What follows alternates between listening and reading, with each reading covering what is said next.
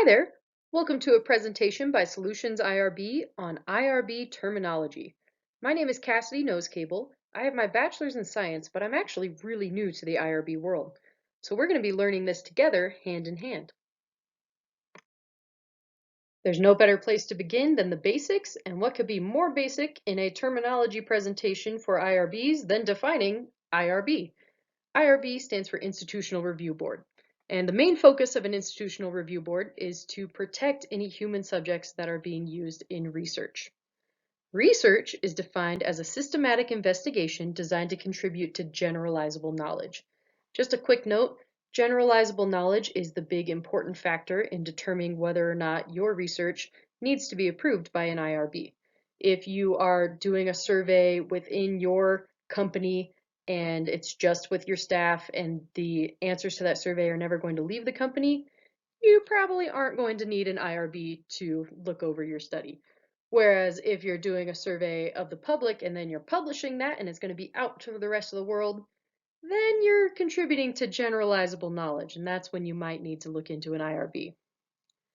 Now again, the main job of an IRB is to protect human subjects, and human subjects are defined as a living individual about whom an investigator conducting research obtains information or biospecimens through intervention or interaction with the individual, or obtains, uses, study, analyzes, or generates identifiable private information or biospecimens. Another quick note here, you'll probably hear me refer to human subjects as participants or subjects throughout this presentation, and you'll hear a lot of our team members refer to them as that as well. Just know that participants in a study are human subjects. Now, vulnerable subjects are a subset of human subjects that fall into one of the vulnerable categories. So an example of that would be children, pregnant women, inmates. There's a whole slew of them, and we will actually be linking the CFRs in the comments below. Let's talk about your application basics. To start things off, let's talk about the protocol. Protocol is the study plan submitted to the IRB for review. This is the step-by-step process that you will be doing in your research. The application is the required information you're submitting to the IRB, and in Solutions IRB, we consider the application as kind of a package. It's not only the application that you are filling out with all the questions that we have for you, it's also all the required documentation as well. That's what we consider the application at Solutions IRB. One of those documents you might be including in your application is a consent form. Consent forms are forms given to study participants that outline the study, the risks involved, any compensation participants might receive, how they can withdraw from the research, researcher contact info, and IRB contact info. Now, if you're doing a study that is going to require any of these forms, like a consent form, to be translated into any language outside of English, you will need to provide a translation attestation. This is a document from a translator attesting to an accurate translation of the documents.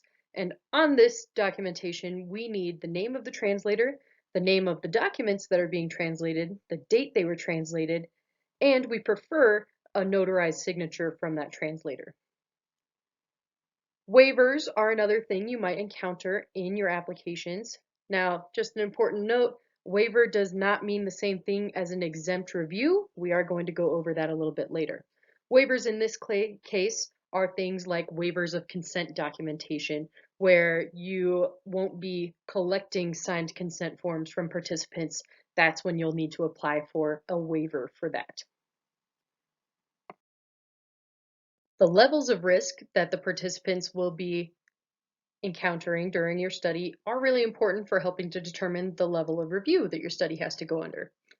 Minimal risk means that the probability or magnitude of harm or discomfort anticipated in the research are not greater in and of themselves than those ordinarily encountered in daily life or during the performance of routine physical or psychological examinations. To put that in layman's terms, minimal risk means that the risks to your participants are no greater than that which they encounter in their day-to-day lives. Greater than minimal risk simply means the risk is higher than that they would encounter in their day-to-day lives. There are several levels of review that your study might fit into, so let's go over those. Exempt reviews are research that is less than minimal risk and fits one of the 8 exempt categories. Expedited reviews are research that is no more than minimal risk and fits into one of the 9 expedited categories. Again, each of these categories are going to be listed in the links below. But a big important note with expedited reviews is that expedited does not mean fast. In our case, we do get them done very fast, but expedited simply refers to the level of review, not the speed. Full board reviews are research that does not meet the requirements for an exempt or an expedited study. It involves intervention or activity that is outside the norm for a participant, and full board reviews, as said in the name, are reviewed at a full board meeting. International reviews are any study where the participants or the study staff reside outside the United States. Now, one example of this is if you're doing a study where you're conducting surveys in the United States and in Australia, because there is a section of that study that's being done internationally, it is considered an international study. So keep that in mind. Now, we just discussed the different levels of review, but there are also different reviewers that will be looking at your study. Pre-reviewers are the very first person that's going to look at your application, and they're just making sure that all required elements of that application have been completed. So we're making sure that you've answered all the questions, you've included all the documents you need to, so that when it gets up to the next level, it's ready to go. That next level of review is your primary reviewer. This is the person who's using their expertise to carefully review your study and make sure it's up to IRB standards. They're going to be diving into all the details and making sure that everything is up to par. The final admin reviewer is the reviewer looking to ensure the alignment of the application before the full board review. So if your review is going to go up to the full board level, this person's going to go through after all the other reviewers have and just make sure that everything is still lined up, still making sense, everything still looks good. That way there's no little hangups that you might run into that would make your review take longer in the full board process. Now, the full board reviewers, this is actually a panel that consists of 5 board members who have all reviewed your study independently prior to the board meeting. Then at the board meeting, they discuss the study and make one of the following determinations about your study. They will either approve it with conditions, table it, or deny the study. We just discussed are the Solutions IRB team. Your team are considered the study team. So let's talk about some of your study team members. First member we want to talk about is the principal investigator, the PI. This is the person who's in charge of the study and is fully responsible for the conduct of all aspects of the study.